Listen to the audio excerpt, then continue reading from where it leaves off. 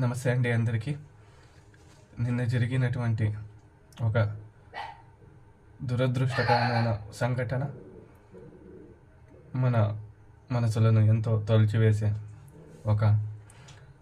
ఈ సంఘటన గురించి తిరిగి తలుచుకోకూడదని, ఇది ఒక పీడకలగా మరిచిపోయి నిన్న జరిగినటువంటి సంఘటనలో ఎవరైతే వీరమరణం పొందారో నాతోటి భారతీయులకు ఆత్మ శాంతి కలగాలని, వాళ్ళు కుటుంబం ఈ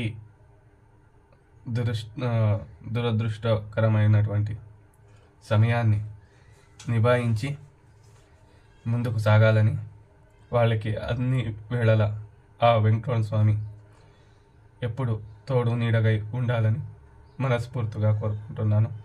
అలాగే మన జనసేనాని తరఫున, మన జన సైనికుల తరఫున నా ప్రగాఢ సంతాపం అయితే తెలుపుతున్నాను. ఇలాంటి చర్యలు ముందుకి జరగకుండా మన దేశ ప్రధాని గారు అప్పుడే చర్యలు ముమ్మరం చేశారు. మనం కూడాను దీన్ని వక్రీకరించకుండా దయచేసి, ఎందుకంటే ఇప్పుడే వాళ్ళు వాళ్ళ తోటి వారిని పోగొట్టుకొని చాలా బాధల్లో ఉంటారు. కాబట్టి దయచేసి దీన్ని వక్రీకరించకుండా వాళ్ళ బాధని పంచుకోవడానికి ప్రయత్నిద్దామే కానీ దీన్ని వక్రీకరించి వారికి ఇంకా బాధను మిగిల్చకూడదని నా తరఫున నేను మిమ్మల్ని మనవి చేస్తున్నాను. 1-2 నిమిషాలు వాళ్ళ కోసం సంతాపం అయితే తెలియజేద్దాం.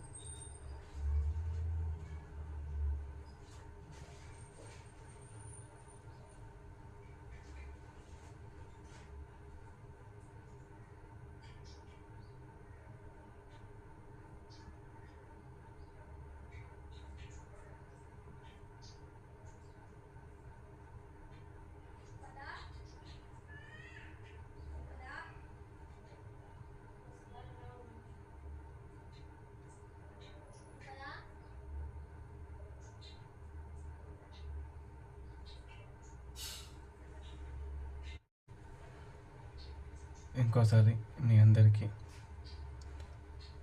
తెలియజేయడం ఏమంటే, ఈ చర్యను దయచేసి వక్రీకరించొద్దండి. ఎవరైతే ఈ సంఘటనలో ప్రాణాలు కోల్పోయారో వారందరికీ జనసేనాని తరపున, జన సైనికుల తరపున ప్రగాఢ సంతాపం తెలియజేస్తున్నాను.